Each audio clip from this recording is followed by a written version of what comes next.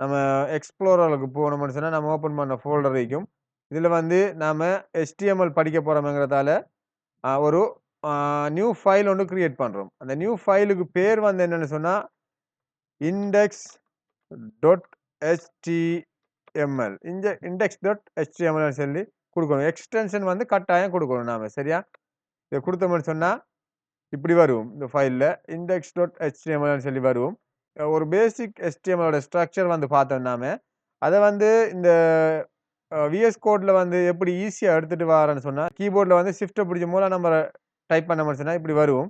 அதுல வந்து என்டர் பண்ணோம்னு சொன்னா பேசிக் ஸ்ட்ரக்சர் வந்து நம்முடைய கோட்ல வந்து வந்துடும்.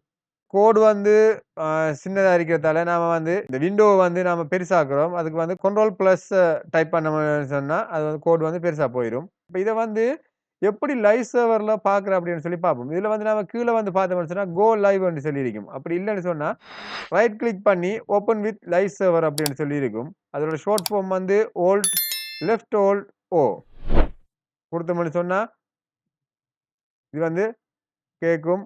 நம்ம அலோ அக்சஸை கொடுத்தோம்னு சொன்னா இப்படி இன்னும் வந்திருக்கு. இதுல வந்து பாத்தீங்கன்னு சொன்னா நான் இது ரெண்டையும் க்ளோஸ் பண்ணிடுறேன். இதுல வந்து இந்த டெப்ல வந்து பாத்தீங்கன்னு சொன்னா டாக்குமெண்ட்னு சொல்லி இந்த டாக்குமெண்ட் தான் இந்த VS கோட்ல இருக்கிற டைட்டில். ஃபார் எக்ஸாம்பிள் நான் ரெண்டையும் சைட் பை சைடா வைக்கிறேன். சரியா? இதுல வந்து டாக்குமெண்ட்னு சொல்லி இருக்கு. இதுல வந்து டாக்குமெண்ட்னு சொல்லி இருக்கு. நான் இதுல டைட்டிலை வந்து மாத்துறேன். பாருங்க. HTML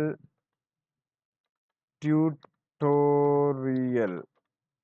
சரியா? இப்ப நான் இதை வந்து சேவ் பண்றேன். Ctrl+S கொடுத்து சேவ் பண்றேன். இங்க வந்து என்ன நடக்குதுன்னு சொல்லி பாருங்க. சரியா?